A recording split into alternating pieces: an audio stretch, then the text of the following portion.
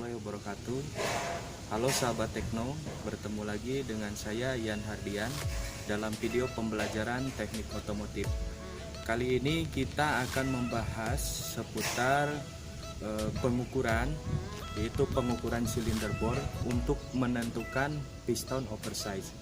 Namun sebelum kita mencoba melakukan pengukuran tersebut, saya akan menjelaskan dulu apa yang dimaksud dengan piston oversize, apa tujuan atau manfaat dari piston oversize. Oversize yaitu melakukan ubahan atau modifikasi pada sektor silinder, yaitu dengan mengganti piston standar menggunakan piston yang memiliki diameter atau ukuran lebih besar dari piston sebelumnya. Pada umumnya, ukuran oversize itu dimulai dari angka 25, 50, 75, dan 100. Angka tersebut mewakili angka 0, pada satuan milimeter. Nah, secara otomatis ketika dilakukan oversize, maka komponen yang lain pun akan menyesuaikan. Contohnya ring piston pun harus diganti dengan piston ukurannya. Kemudian lubang silinder pun harus diperbesar dengan cara di-quarter untuk menyesuaikan ukuran piston. Nah, sedangkan tujuan atau manfaat dari oversize yaitu yang pertama untuk kebutuhan balap guna meningkatkan volume ruang bakar sehingga berpengaruh pada meningkatnya performa mesin. Nah, sedangkan untuk kendaraan harian yaitu untuk mengembalikan performa mesin dikarenakan kerusakan dari usia pakai. Nah, begitulah pengertian dari oversize, kemudian tujuan dan manfaat dari oversize. Sekarang kita coba lakukan pengukuran silinder bor untuk menentukan piston oversize. Mari. Tadi kita sudah mendapatkan penjelasan mengenai apa itu oversize, kemudian manfaat dan tujuan. Sekarang kita akan melakukan pengukuran terhadap silinder bor untuk menentukan piston oversize. Di sini saya memiliki engine Toyota Kijang untuk seri 4K yang nanti kita akan bongkar. Kemudian peralatannya apa saja yang dibutuhkan? Nah, di sini ada jaka sorong, ada outside micrometer, kemudian ada silinder bor gauge. Pembongkaran terhadap engine Toyota Kijang ini mulai dari kepala silinder, kemudian carter, dan satu piston kita lepas. Kita akan mengambil sampel satu pengukuran yaitu untuk silinder nomor 1. Nah, kita akan melakukan lakukan pengukuran diameter lubang silinder yaitu menggunakan jaka sorong.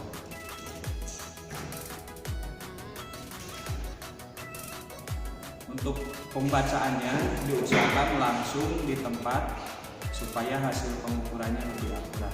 Di sini kita dapat pengukuran 75,1 ya. Nah, di sini kita mendapat pengukuran diameter lubang silinder yaitu 75,10 mm. Selanjutnya kita akan mengkalibrasi angka ini ke mikrometer. Baik, angka yang sudah kita dapatkan dari hasil pengukuran diameter lubang silinder, kita akan masukkan atau kalibrasi ke mikrometer yaitu 75,10. Setelah mengkalibrasi mikrometer, kita tempatkan mikrometer di mikrometer stand untuk mempermudah melakukan kalibrasi pada silinder bor gauge. Selanjutnya kita akan mengkalibrasi silinder bor gauge melalui mikrometer. Mengkalibrasi silinder bor gauge, kita memerlukan mikrometer yang sudah dikalibrasi terlebih dahulu menggunakan jaka sorong. Nah, cara mengkalibrasinya dengan cara menempatkan silinder bor gauge di mikrometer, kemudian kita setting jarum besarnya itu menuju ke angka 0. Nah, setelah kita setting, kita lakukan pengukuran pada lubang silinder nomor 1 dengan arah aksial atau horizontal, kemudian thrust atau arah vertikal, melalui 3 tahap pengukuran, yaitu bagian atas silinder, kemudian bagian tengah, dan bagian bawah. Begitupun pada arah vertikalnya. Kita coba lakukan pengukuran. Kita lakukan pengukuran di bagian atas silinder dengan cara menggoyang-goyang silinder bore gig sampai kita dapatkan simpang terkecil dari angka 0. Nah, di sini menunjukkan simpang terkecilnya itu 1, 2, 3, 4 garis, kemudian dikalikan dengan 0,01, berarti hasilnya itu 0,04. Setelah melakukan pengukuran pada X1, X2, X3, dan Y1, Y2, Y3, kita mendapatkan hasil pengukuran yaitu 0,04 pada X1, 0,04 pada X2, dan X3 0,05. Begitupun sama nilainya di Y1 sampai Y3.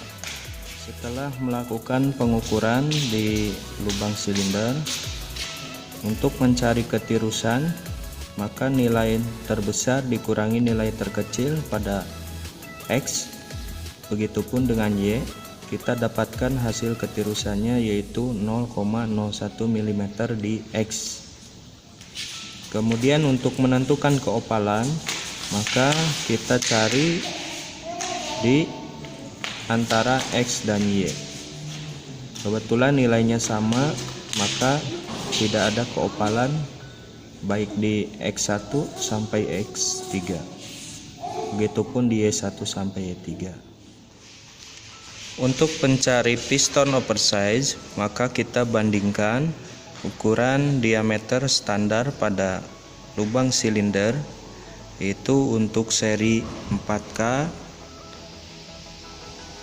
nilai standarnya 75 sampai 75,03 mm. Sedangkan dari hasil pengukuran kita mendapatkan hasil 75,10 mm. Maka di sini sudah melebihi dari limit standar. Nah, untuk menentukan nilai oversize pada piston, maka kita mencari dulu nilai keausannya. Nah, di sini didapatkan dari hasil pengukuran dikurangi ukuran standar, yaitu 75,10 dikurangi 75,03, maka nilai keausannya 0,07. Setelah melalui perhitungan, maka oversize yang diizinkan untuk nilai 75,10 yang sudah melebihi 0,07 mm dari ukuran standar, yaitu oversize 0,25 mm.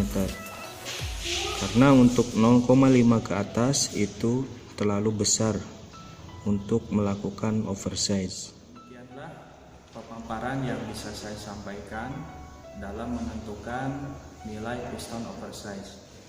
Apabila ada kekurangan atau komentar, silahkan untuk menuliskannya. Sekian, terima kasih. Assalamualaikum warahmatullahi wabarakatuh.